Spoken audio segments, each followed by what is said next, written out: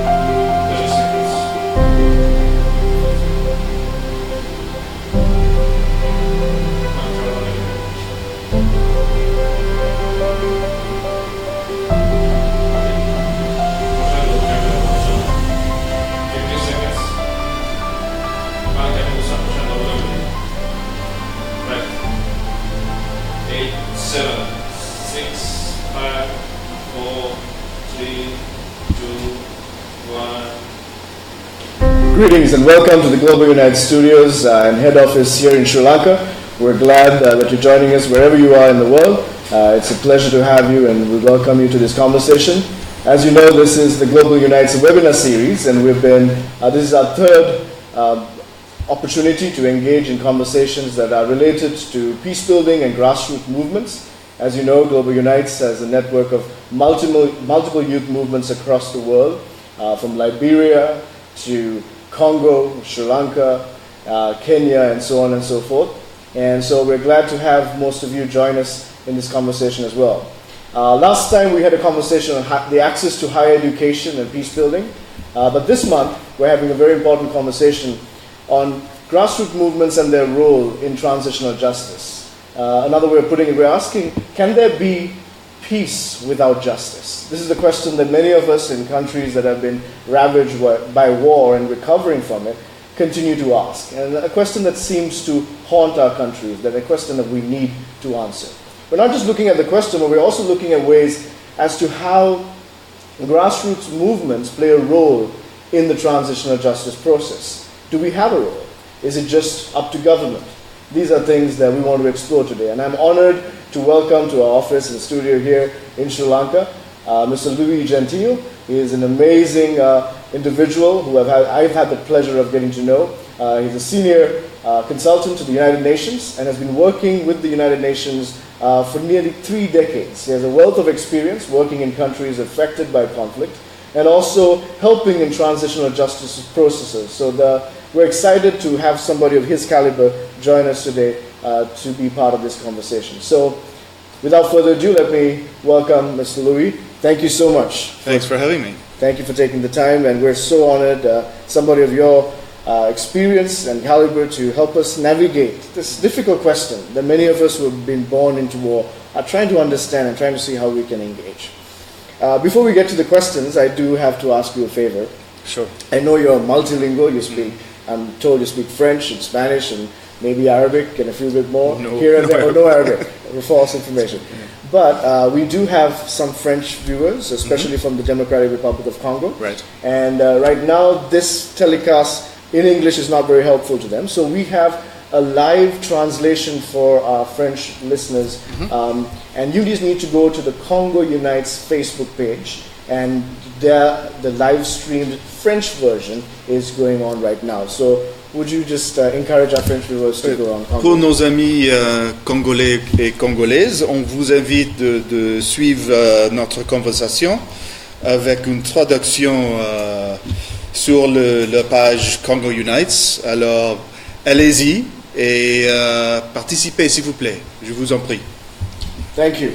I believe you got the message, and we're now ready to get going. Louis, I have a lot of questions, and when we're just reading your bio and the experiences you've had, many of us have been engaged in this maybe for a decade of peace-building work, but you have 3 decades. That's almost as old as we are. You're making me feel very old. Making you feel experienced. 3 decades of experience working with the United Nations. I just want to know, what drew you as somebody growing up in the Western world to this kind of work? Not just to get involved, but then to remain and engage and still be passionate 3 decades later. Well, a couple of things. I mean, one, I always, from a very young age, felt a desire to know more about the world and to understand it better and to understand different cultures. And part of that came from just where I grew up, because I come from Toronto, which is a very diverse, multicultural city. So Canadians come from all over the world, so we learn the stories of the world in our own place. And I wanted to look outward to sort of look more profoundly about those places from where my fellow Canadians came from. And I think the second motivation was probably the very small inkling I had about what was happening with our own Indigenous people in Canada. And that began from a fairly early age, because I, like many young Canadians, loved to play hockey. And when I was 11 and 12 years old, we had an exchange program with the First Nations team. So we went up to a place called Manitoulin Island. It's actually the largest freshwater island in the world in northern Ontario. And we boarded with First Nations families, and then we played a hockey tournament, and then in turn they would come and stay with us in the city. And from that experience, I learned something about my own country which I had not been aware of at all, and it was quite shocking to me that a lot of people in my country were living in much worse conditions, that their history was a different history to the one that I learned or didn't even learn about in school, and that piqued my curiosity. Why is it that some people in my country have not been treated so well, and why don't I learn about this in my school? And I went right through school, all the way through high school and university, until I sought out myself the information. We were not taught about the history of the mistreatment of our own Indigenous people in Canada, and First Nations people and Inuit. And only recently has the full extent of the story come to light after a Truth and Reconciliation Commission functioned for 6 years, finishing its work in 2015. And the true extent of those horrors is something that I think all Canadians and all people around the world really need to know about, because it's not just in conflict-affected societies where conflict-like situations arise. When gross violations of human rights against a people are perpetrated, even in peacetime context, by one group against another, you often end up with the same consequences as you have in conflict. So my own country has the burden of its own history.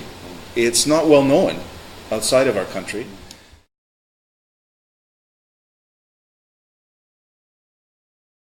Humble is really important, starting from the point of humility. I don't think there's any country in the world which has a perfect human rights record, which doesn't have issues in its own closet.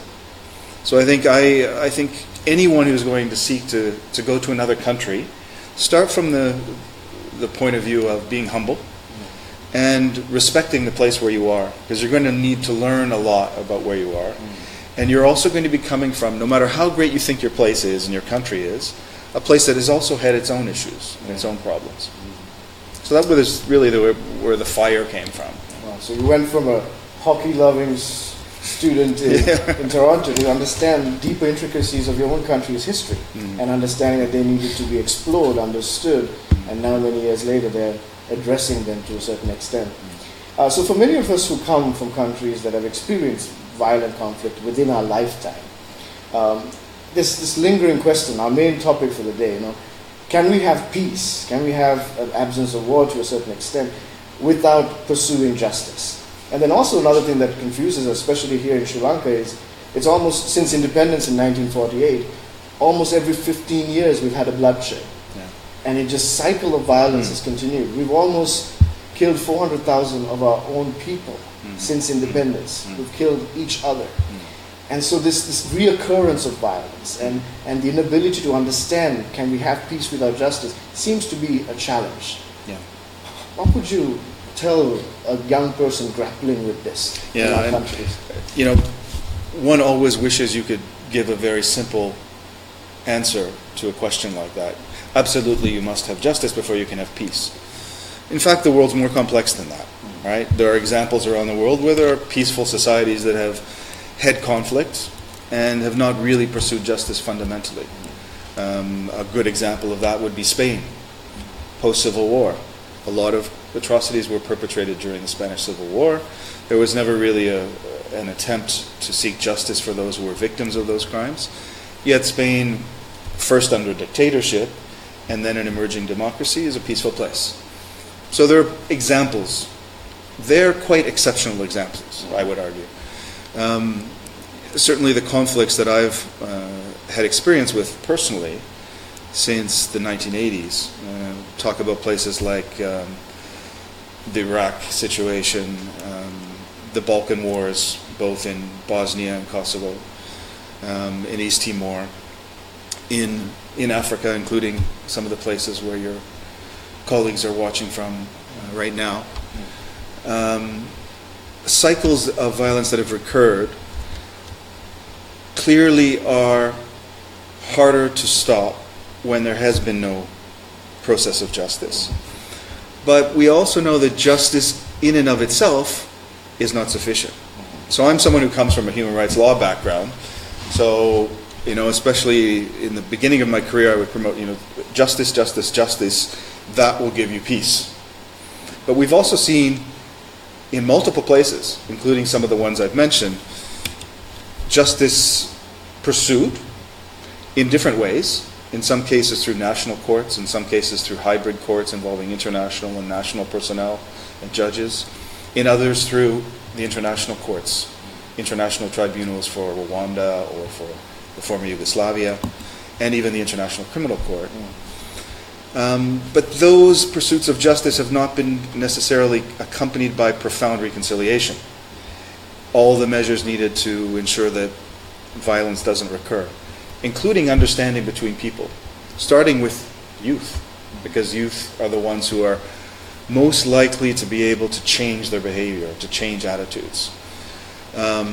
So I'm a proponent of justice as part of a fundamental and essential part of a way to promote peace and to ensure violence doesn't recur. But I'm also very much aware that justice alone is not sufficient to ensure peace. There are a whole range of other things that must go along with the justice component to ensure that violence will not recur.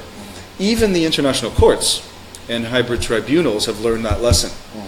That trials alone, for example, in the Balkans, without very broad information campaigns and communications about what the purpose of justice is and why justice is important and why it's fair and why it's being meted out in the way it is and what the international standards are and why this should promote reconciliation and understanding. Truth commissions. More than 40 countries now have had very profound examinations of periods of conflict or gross violations within their countries. Most of those have been nationally run. And I think most who work in this field and the academics as well would agree that you need some kind of truth process to contribute to national reconciliation. Because if you carry with you opposing views of what your history is, it's very difficult to reconcile. And to not go into another cycle of violence, because you see your fellow citizens as others who are against you or your enemies. That's the root of all conflict. So you very eloquently and intelligently helped us understand the complexities of the nature, but also the importance of having, it's not one or, but a combination and a contextualization of that combination. Right. But one of the challenges that we have is, when we talk about justice, are those who are advocating for justice in contexts like ours, is it punitive justice that will satisfy their soul at that moment? Or are they even understanding of what restorative justice, do they even comprehend what that could look like? Is there an opportunity for both these forms of justice to coexist?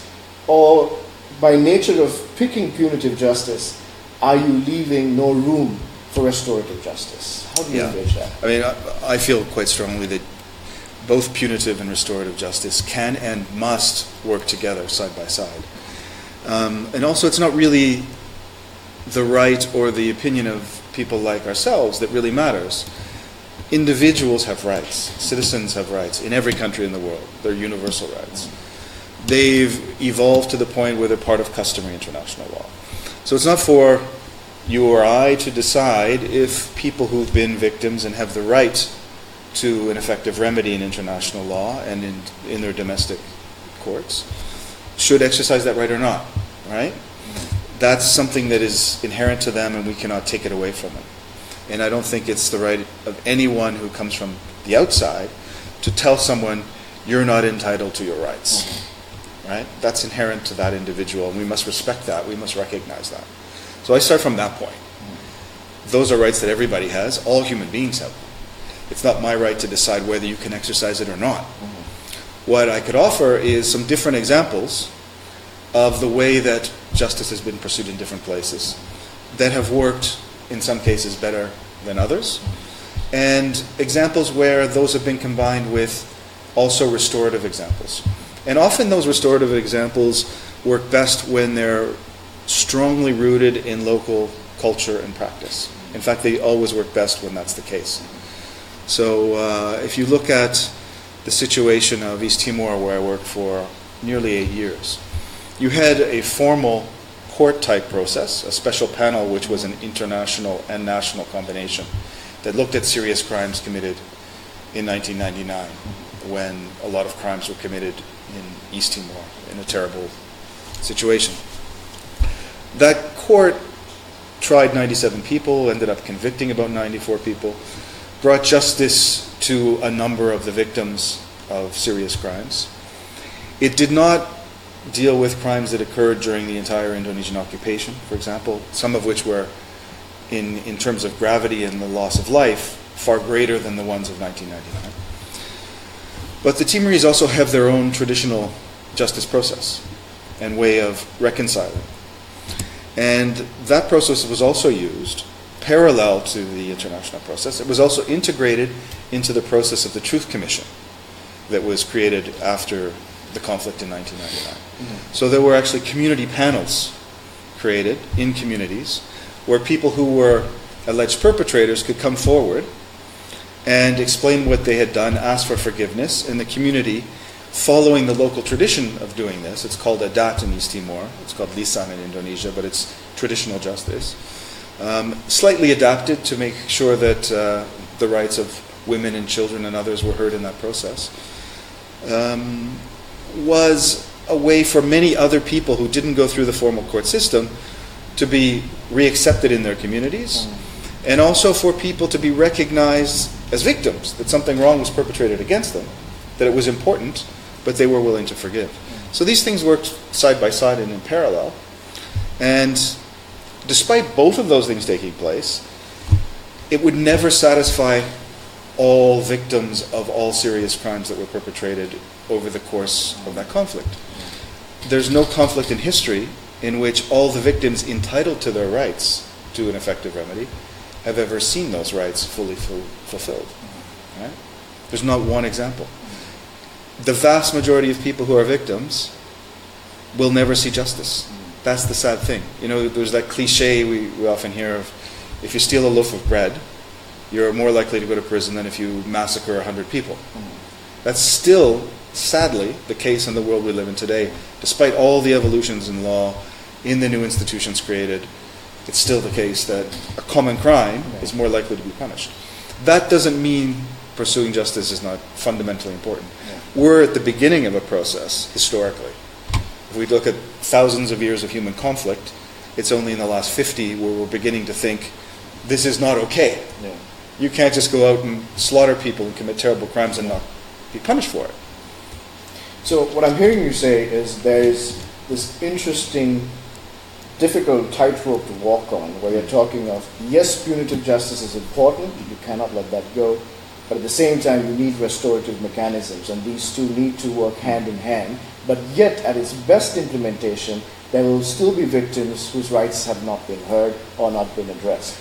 However, it has the capacity to mitigate the cycle of violence that could happen because, to a certain extent, justice was accomplished. Absolutely, and this is where there's a role to play for so many others outside of a formal justice process. Because what is revealed during the process of justice should create greater empathy, greater understanding of what has happened. And through that creation of empathy and understanding, there is an avenue for reconciliation that is opened. Yeah. And that is not going to be fulfilled by courts. That requires grassroots efforts, it requires civil society, it requires governments as well, to bring people together in contexts where they can share views, recognize each other's pain, understand that there were different points of view within a conflict.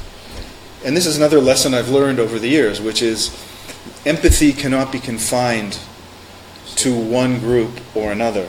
Empathy has to also extend even to alleged perpetrators, because it's through that empathy that you understand the motivations and you can begin to go more profoundly into what the root causes were of the conflict in the first place. I think you touched on a very important part of the role of grassroots movements there. So even what's done at its best stage, punitive and restorative, needs help. And that help, that creates an opportunity for grassroots movements to step in and civil society to step in. And maybe not wait for state to have it figured out, but begin the process of helping societies and communities empathize with one another, acknowledge the grievances of one another, and work together. So, having said that, we are now wanting to make sure that our viewers know, we're getting a lot of viewers from around the world. We want you to know that you could type in your questions. Please go ahead and on the comment section as you type your questions. Thanks for saying hi from where you are, that's great. I would like to hear your questions as well. And Louis is very excited to answer them as we go along. So don't wait for us to stop again, just feel free to keep going and typing down your questions. But going back to the grassroots movements and their role in it, I've always been, I used to be a massive fan of the transitional justice process or the Truth and Reconciliation Commissions in South Africa. Right. Until I met a lot of young South Africans and started talking with them and learning about, you realize that many of them are shocked that a lot of restorative measures were campaigned by the state and they were magnanimous and it was amazing at the time, but complete amnesty was given to so many perpetrators, and the injustices and the structural violence in the society continues. Do you consider South Africa as a situation where the restorative may have been given too much emphasis and punitive mechanisms were not dealt with? Or is it civil society's failure for not taking on a stronger role to bring those issues to the attention of the government? Well, look, I also, when I judge a country's transitional justice process, I first talk to the people who are part of it. And like you, I've talked to a lot of people from South Africa who were not very satisfied with the outcome of the process, because a lot of people felt there was no justice in the end in terms of not just punitive justice, but also restorative, because without any punitive justice, restorative justice measures sometimes are weaker. Sometimes they're not fulfilled to the extent that they were supposed to be fulfilled within the process that was promised. So there were some extraordinary lessons from the South African example that are positive. But I respect the people who were in the process and also victims of apartheid and others who suffered, who were very disappointed by that process. Those people haven't given up their struggle, incidentally. There are still grassroots movements in South Africa to seek justice for people who perpetrated serious crimes during the apartheid regime. There are people who are not amnestied. So one of the myths about the South African process is really interesting when you look into it. There's this perception that everybody was amnestied. In fact, there were something like 8,000 plus amnesties requested specifically to the Truth and Reconciliation Commission. Only less than 2,000 were ever granted. So there were 6,000 requests for amnesty not granted by the Truth and Reconciliation Commission, which means there were many alleged perpetrators who did not cooperate with the Commission. They either lied about the circumstances. Refused or lied or were seen not to be cooperative. But nevertheless, do not have an amnesty. So they're still exposed in international law. And the way that international law has evolved, especially this concept of universal jurisdiction, countries now believe and start to practice the fact that if serious crimes are committed outside of our borders, then we can prosecute those terrible crimes in our country as well, because they're crimes against all of humanity. Mm-hmm. Right? So that evolving principle means that people who were perpetrators could be exposed to justice outside of their borders, even if they think they received an amnesty, or if they've not received an amnesty but tried to cooperate with the commission. So this is something that people are not that aware of, that you're starting to see, for example, people from the Rwandan genocide prosecuted in places like Belgium or France or Canada. You see perpetrators from the former Yugoslavia prosecuted all over. You're still seeing people from the Holocaust, perpetrators of crimes during the Holocaust, during the Second World War, hunted down and prosecuted in different parts of the world, even outside of where the crimes were committed. So that's another trend which is interesting. In the South African context, I don't think we can say it was a failure, because South Africa managed to transition in a peaceful way. Mm-hmm. That's an extraordinary achievement. Yeah. And part of that is because there was extraordinary leadership. There aren't a lot of Nelson Mandelas in the world. Mm-hmm. Look around the world we live in today. Mm-hmm. Had that process happened without that extraordinary leadership, including some of the members of the commission themselves, who were also extraordinary individuals, I'm not so confident that that cycle of violence wouldn't have been repeated. Mm-hmm. But that story's not over, because the punitive justice element was never fully addressed. So there are victims in South Africa who have rights. We're still trying to pursue those rights. Mm-hmm. Yeah, as you talk about the South African context, it's interesting that if not for the magnanimity and the graciousness of the leadership, yes, it was guaranteed a bloodshed. So that their efforts, maybe for a fact, stopped bloodshed again. But now, as you say, such delayed responses in punitive justice, does it still have the same positive results that we desire, that will prevent further violence or continue to have structural violence exist? Yeah, again, when I answer that question or questions like that, I think of victims that I've dealt with over the years, and groups of victims as well. So, for example, in Bosnia, there was a massacre that took place in a place called Srebrenica during the Bosnian War, which has been found by a number of courts to have been genocidal. I was actually serving in that place at one particular time before this genocide took place. There are a group of women who are called the Mothers of Srebrenica, who are modeled after the mothers of the Plaza de Mayo in Argentina, who advocated for justice for the crimes committed against their loved ones in Srebrenica during the Bosnian War. A lot of the perpetrators, including the former head of state of Serbia, former head of the regime that was running the rump state within Bosnia at that time, that had allegedly perpetrated the crimes and then found to be guilty. The army commander is still in The Hague awaiting trial. The civilian leader is in The Hague. But they waited for many, many years for that justice. Mm-hmm. When the justice finally was meted out, they, I think, found an enormous amount of peace from that. But not full satisfaction. Because crimes of that extent are never going to satisfy people who've suffered those crimes fully, right? But the message it sends, in terms of deterrence of future perpetrators as well, especially when people were at the level of head of state or running armed operations, then it's really important even beyond the borders of where the crime took place. But from the point of view of the victims, they would say it's extremely important that this took place. There's still more to do. There are still people who have not been identified who are missing. That's a problem we see in many, many places, including some of the places that we're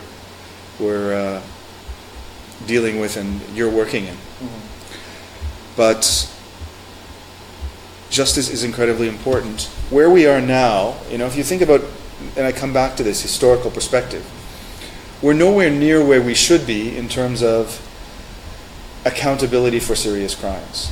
Crimes of genocide, crimes against humanity, war crimes, because probably less than 1% of those crimes are punished, even with all the mechanisms we now have. So we want to get to a point where all those crimes are punished. Nowhere in the world do you have a justice system where every crime that's committed, even murder, is punished. Some people get away for various reasons. There's not evidence. We have a long, long way to go. But we've begun to build the system. It's beginning to enter the consciousness of people around the world, including people in leadership positions, that there might be a consequence to this type of horrific crime. So think twice before perpetrating that kind of crime. We're not at the point where you're guaranteed that if you do this, you're going to face justice eventually. But we're getting there step by step. Thank you. So the questions are streaming in, so I'm trying to go through them as we discuss. We've got James Sirleaf. I'm assuming from Liberia. Yes, James Sirleaf from Liberia. Maybe related to Madam Sirleaf, I'm not sure. But the question is, I believe the question was, when it comes to punitive justice, is it possible for us to explore punitive justice outside the court system, outside the state, or maybe even grassroots movements? Are we able to engage in punitive justice? Do we have the legal authority to engage in that? Yeah, that's a very interesting question, James. And it's been tried in a number of places, and it's often severely criticized when it is as not being in compliance with human rights standards, fair trial standards, etc. Probably the greatest example, it was not without state involvement, but it was certainly a grassroots sort of justice system, was the traditional gacaca system that was used in Rwanda. That tried more people than any other justice system in the aftermath of serious conflict in the post-Second World War period. Hundreds of thousands of people went before these committees. They were criticized for not necessarily following fair trial standards. Certainly, the number of people that were able to be tried, the number of people that were able to feel their crimes were recognized as such in a public forum and acknowledged, was an extraordinary example in terms of the numbers that could be dealt with, and also some people who were then able to reintegrate into society as a consequence.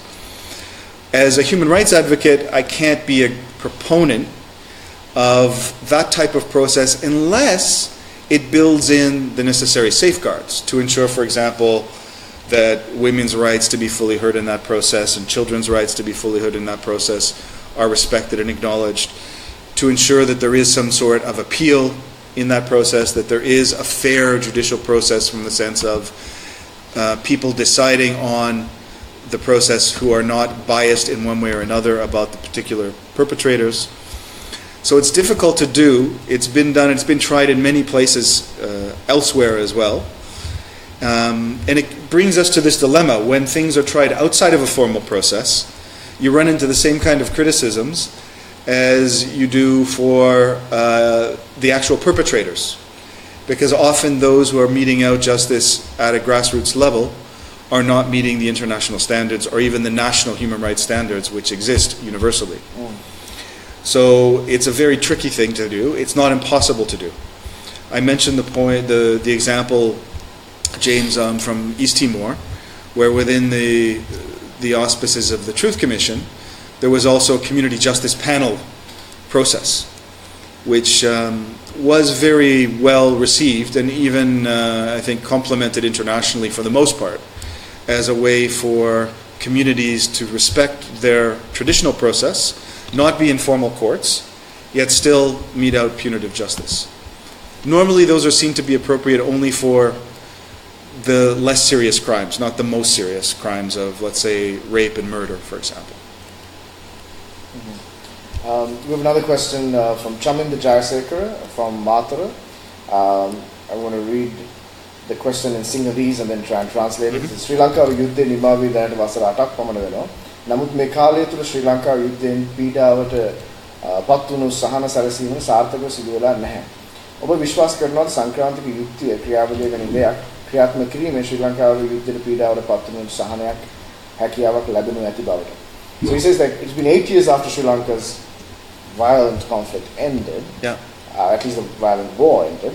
However, he feels that there hasn't been successful elements of transitional justice in place yet.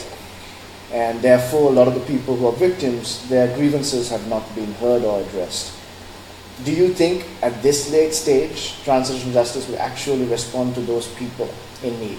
And I'm pretty impressed. This question is coming from the deep south in Sri Lanka, by the Sinhalese community, asking about, are we too late to address the grievances of the Tamil community in the north? Well, I would say by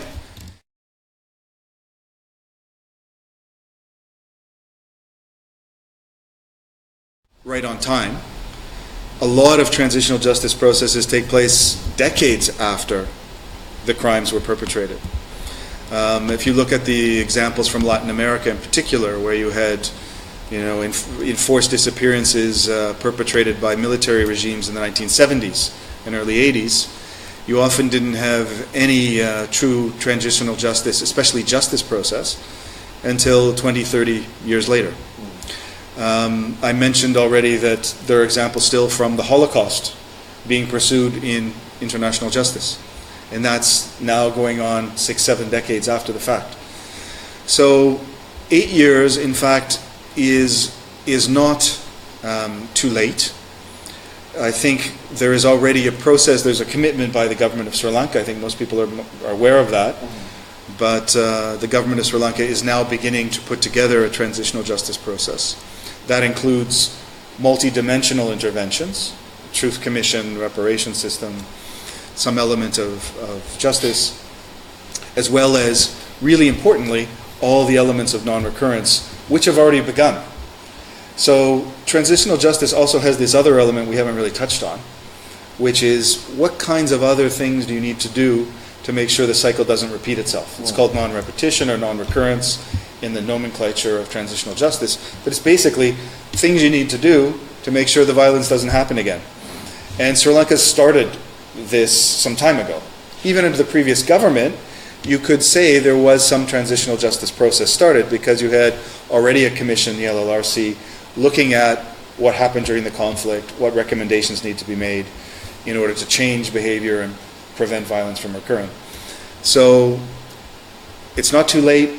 The process is now underway, and I hope that victims, at least many victims, will find satisfaction in the coming couple of years. These processes are long and complex. They often take many, many years to actually complete. Okay. Just along that, actually, Hero from Liberia once again, he has asked this question: how do people persist with seeking justice when justice is not truly served? You have a long process, and at the end of it, the perpetrators are still living fine, or they've had a great life for many years after, and even after that, they continue to live. How do people have the perseverance to stick to something that may not really work? Yeah, Hero, that's a great question. It's actually one of the things that I find the most inspiring about the work that I've done in different places around the world, because people have this inner strength, and this is a commonality that I've found across experiences in different post-conflict settings, and even in places where there haven't been conflict, but people have suffered greatly from violations of their rights, like my own country.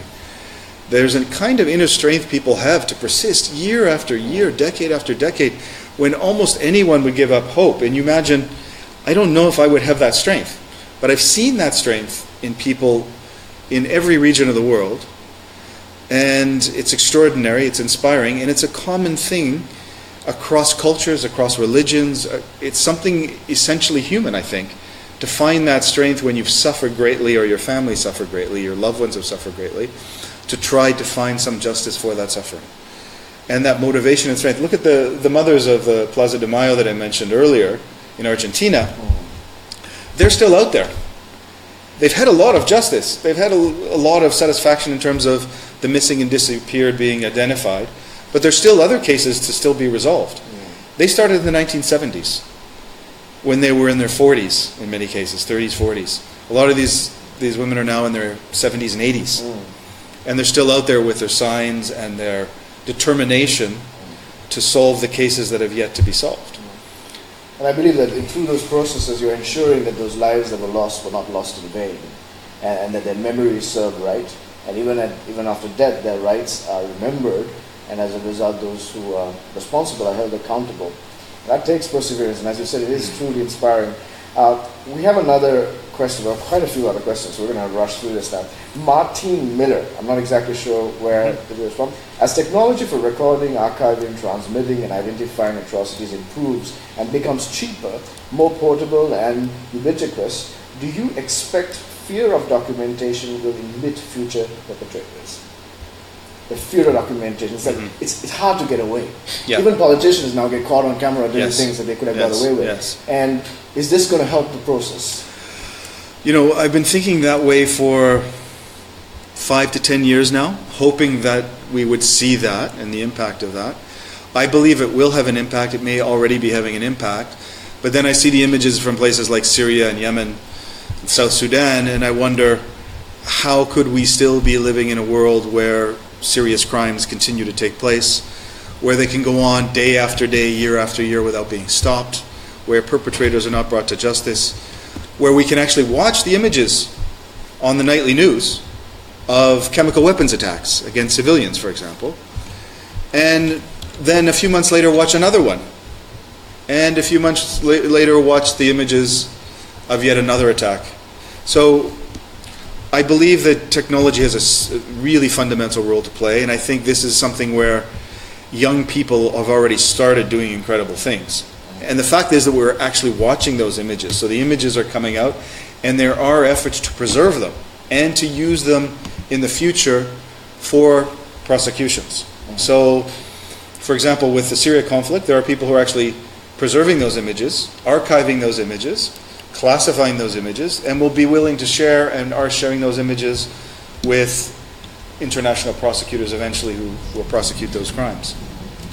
So technology has an opportunity. It has an opportunity. It hasn't quite achieved that yet. We're working on it. Maybe smarter engagement of technology and grassroots movements, wisening up with the context may help. We have another question from Karine, who's from Rwanda.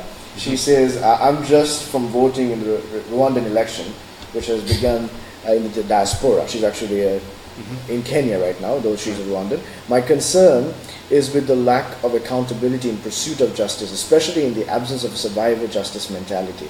How do we begin to have this conversation and advocate for survivors, justice versus victim justice, which has rendered the country fragile? Yeah. You know, this is a great question, and it's not a question that's unique to your country. It's one that comes up again and again and again in post-conflict contexts. And you know, the only answer I have to that is you have to begin with going beyond justice alone and fundamental engagement of communities, victims and former or alleged perpetrators. You have to have dialogue, you have to have inter-community interaction, you have to have young people coming together to discuss what's happened and ways to resolve it peacefully. That's also happening. There are grassroots movements all over the world that are doing those sorts of things, bringing people together. Sri Lanka Unites is one of those, actually, that brings people from different communities together to talk about their issues, their challenges, what's happened in the past. This is just as important as these formal mechanisms. And this is really fundamental to, I think, our conversation today, that yes, we need those formal mechanisms of justice and courts and truth commissions and reparations programs, but we also need people to sit with other people face to face, talk to each other, hear each other, respect each other, understand each other. And sometimes that engagement is more important or as important as any of those formal mechanisms.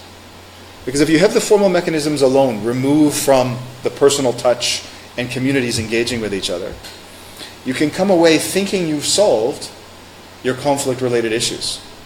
You've finished a process. But people at the grassroots have not engaged with each other. No.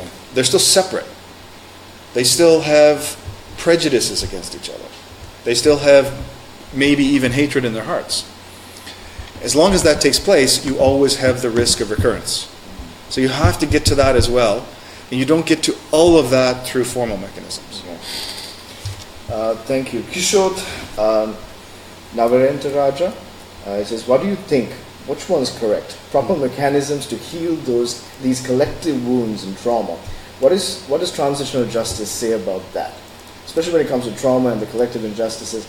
Out of all these mechanisms that transitional justice has, what have been some effective ones that you really see that helps the collective trauma component? I mean, for me, collective trauma is always fundamentally helped by an honest, comprehensive truth process. Because a real truth and reconciliation process will engage at the community level. It will communicate with the entire country. It will have public hearings. It will also have private engagement with people who've suffered particular types of violations. In the absence even of a justice system, a truth system will at least have some kind of common narrative created about what has happened in a conflict. And that common narrative is the beginning of understanding and empathy across communal boundaries. That's essential for the next generation to understand in order not to repeat the violence. So that's one fundamental tool. And then within, say, formal transitional justice mechanisms, reparations of various kinds are really important. And people would think, well, reparations mean I give money or the state gives money to victims. That's one form of reparation, but there are many forms of reparation. And I've seen the power of reparations that include things as simple as formal apologies to victims. I've seen people move so profoundly just by hearing the words, I am sorry for what happened to you, I recognize what happened to you was wrong, and it is not going to happen again. When that comes from the right place and it reaches victims, it can heal entire communities. Thank you. We have another question from Mr. Nader from Brazil. About the right to memory, do you see it as a victim of entitlement, or is there a duty of remembrance for the rest of society as well? It's a brilliant question. Is there a duty of remembrance for the entire country? Well, I think there is, because I think that's the way we learn not to repeat the mistakes of the past. And any good transitional justice process as well, any peace process, has to learn from the past, has to also remember it and teach it to the next generation. Look at, one of the greatest examples of that is modern Germany. Germany is one of the few countries which profoundly examined its past and makes sure that every new generation from primary school upwards learns about the past, learns why it was wrong that the Holocaust was perpetrated, what could be done differently, what must be done differently, how Germany still holds a responsibility for that.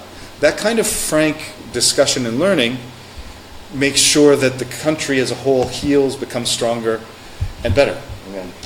And the counter opposite of that could be in Japan and many other countries.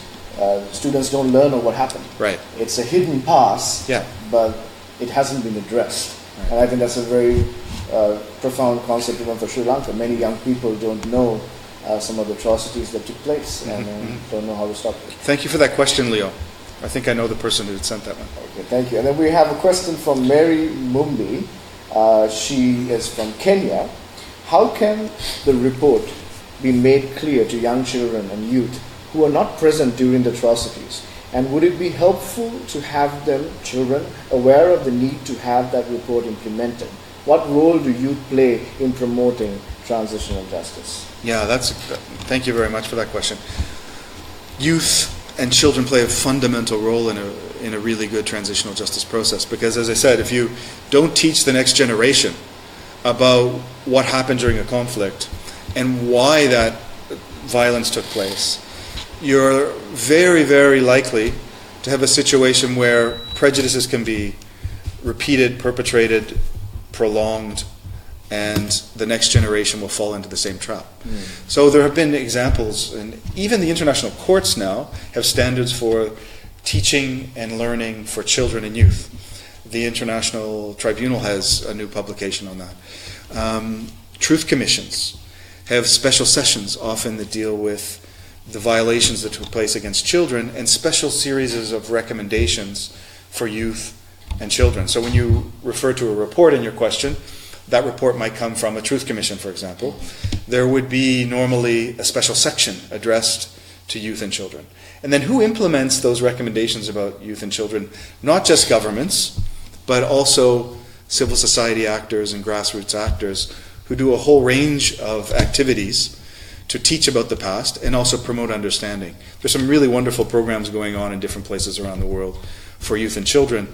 They use drama, they use film, they use comedy, they use all kinds of creative ways to teach people about the past, to break down barriers, and to promote understanding. So that's, I think, not only something that has to take place, it does take place in most processes. It's now accepted that it should and must be, in terms of the principles of transitional justice, that the participation and protection of children and youth in the process is essential. And there are specific mechanisms and recommendations relating to youth and children coming out of any report from a Truth Commission, for example. Thank you. The questions continue to come on, and what we'd like to tell our viewers is that even once this conversation ends, we're going to take the time to make sure we present these questions and have some answers for you, and maybe even give Louis some access to respond to you directly, because these are very important questions. I got a very simple question, but interesting one, from Hakani from Ampara district in the east of Sri Lanka. He says, which is possible, forgetting or forgiving, and what's the best approach? I would say remembering and forgiving is the best approach, because you dishonor the people who've suffered if you forget. You dishonor your country if you forget, because you put your country at risk of repeating the same mistakes. So I think remembering is absolutely essential. I don't think it's really a healthy way of dealing with past conflict. But that doesn't mean you remember in such a way that you're perpetrating or perpetuating hatred or animosities. You have to remember in such a way that you understand and bring people together, not separate them. So how you remember is very important. Yeah. So how we remember, and that's, I think, very relevant to Sri Lanka's context as well. It's like, how do we remember? Do we punish people who try to remember, saying that's not something we want to remember? Or do we embrace it and say this is the reality of what people have been through? We have many questions from many parts of rural Sri Lanka, which I'm very excited about. There were questions from one of the most poorest districts in the country, saying, we're from a poor community in Monaraga. And the question is that, we were not directly affected by the war.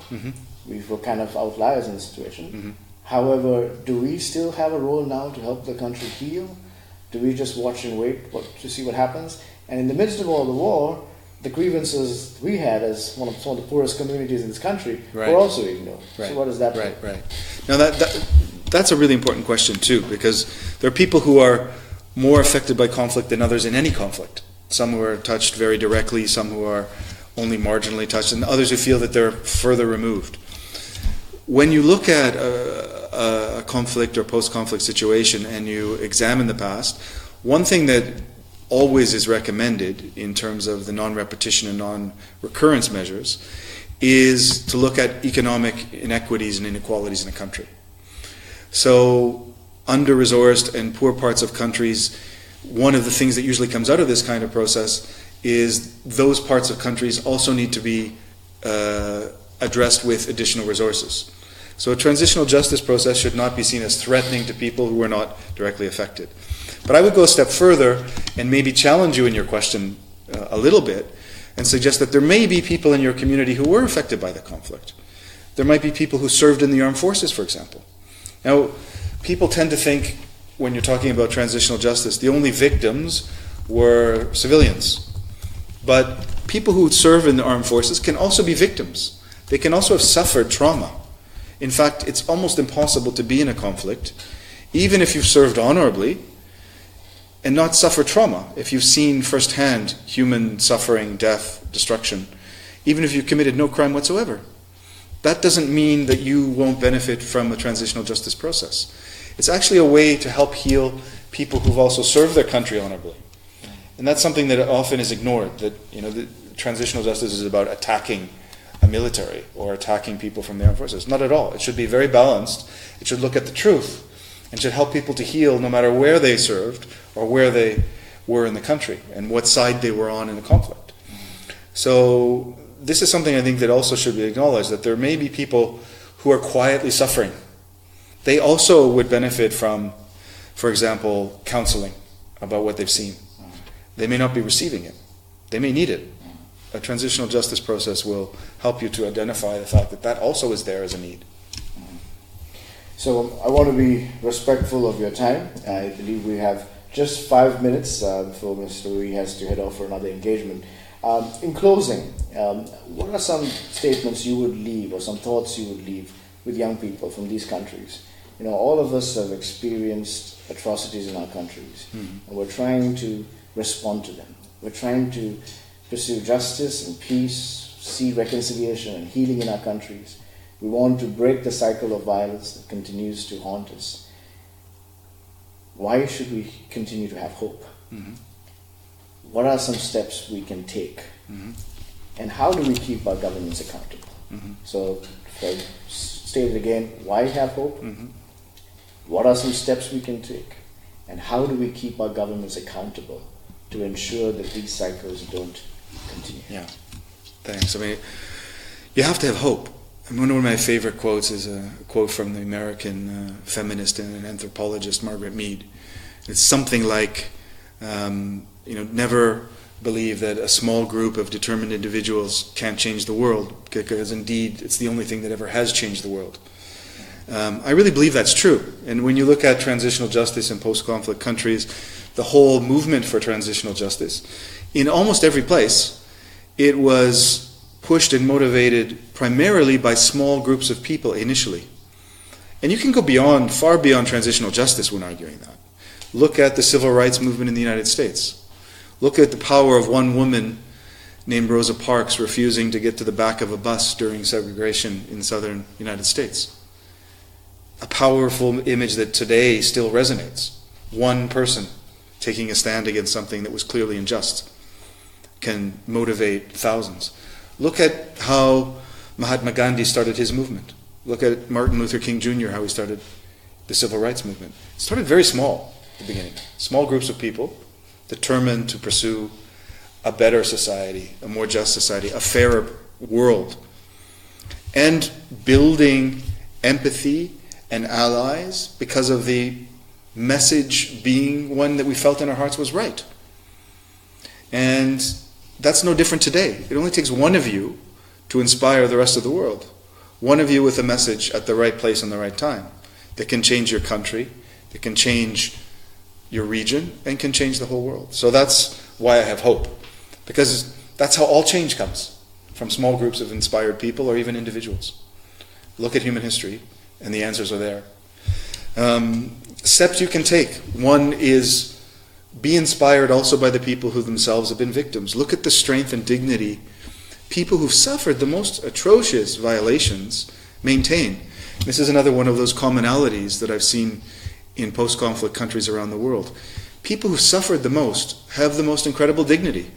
People do not lose their dignity from suffering great violations. In fact, their dignity is almost enhanced.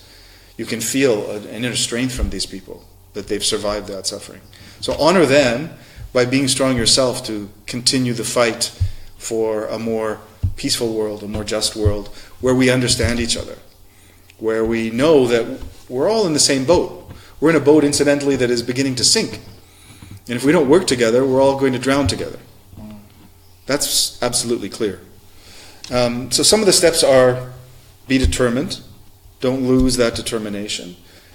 Organize with the people you have around you.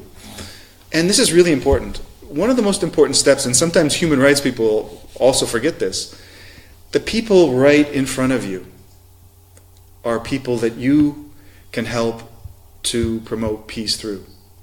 In your own house, every time you get on a bus, respect the people around you, treat everyone with dignity. Let people of all backgrounds and genders and sexual orientations feel that you respect them and treat them with dignity. And you'll be already contributing to peace in your own life. Even if you don't change the world, you'll have changed some people around you, just by your own example.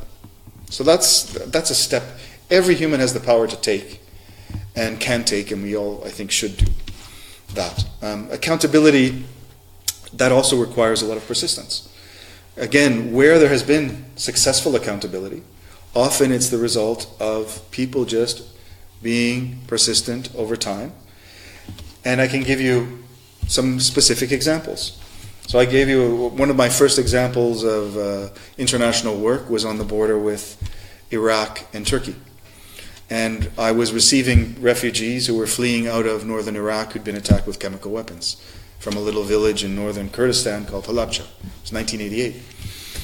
Now, at the time, there was no possibility, given the political context, there would ever be justice for the people who perpetrated those attacks. But over time, several decades later, the politics changed, the dynamic changed, Iraq was invaded, the people who were in power lost power. The man who organized those chemical weapons attacks was tried and convicted and sentenced and punished for those crimes and will be remembered as someone who perpetrated genocide and was convicted of it and punished for it with his life.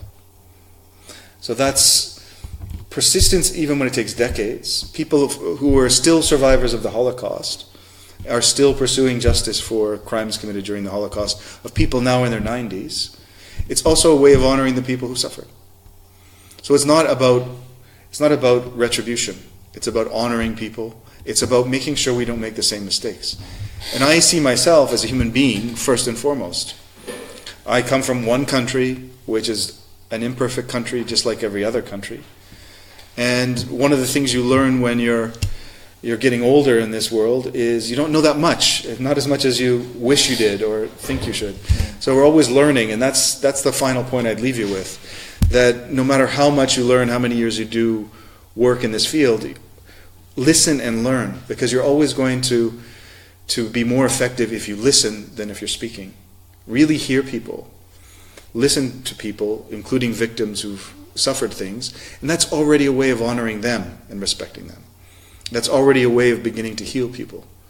Listen profoundly and respectfully and learn, and don't jump to teach, because we all have a lot to learn, no matter how much we've worked in any field.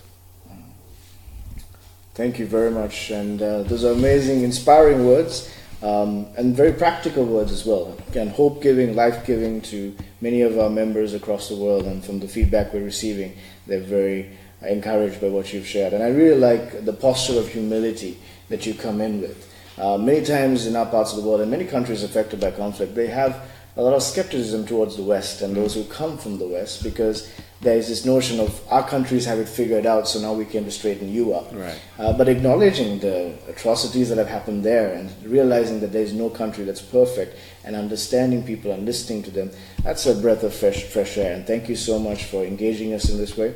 We hope you can continue to hopefully help us answer some of these questions.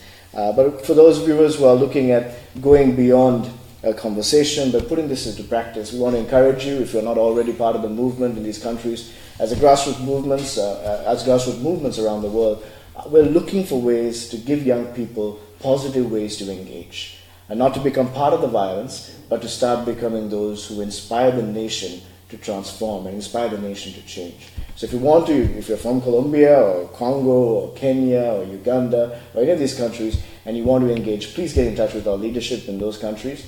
And anywhere else in the world. If you want to start a movement, if you want some basic steps that you would like to learn and share lessons with, we'll be happy to engage with you. So you can do that on the Global Unites Facebook page as well. This is our world. These are our countries. We've inherited violence. We've inherited injustice. But it's up to us to make that difference, as Louis encouraged us to. So hopefully we'll take the next step and we'll move on and hopefully make our countries and this world better than what we received it to be. Louis, thank you once again. And we wish you all the best in your travels and in your work, and may you continue to have a profound impact. Not just the countries that you engage in, but the entire world and the next generation. Thanks so much, Prashant. Thank you. Thank you. That's it for now. Join us again next month for our next webinar. Until then, goodbye, good night, good morning, good evening, wherever you are. We'll see you again. Bye-bye. Salut.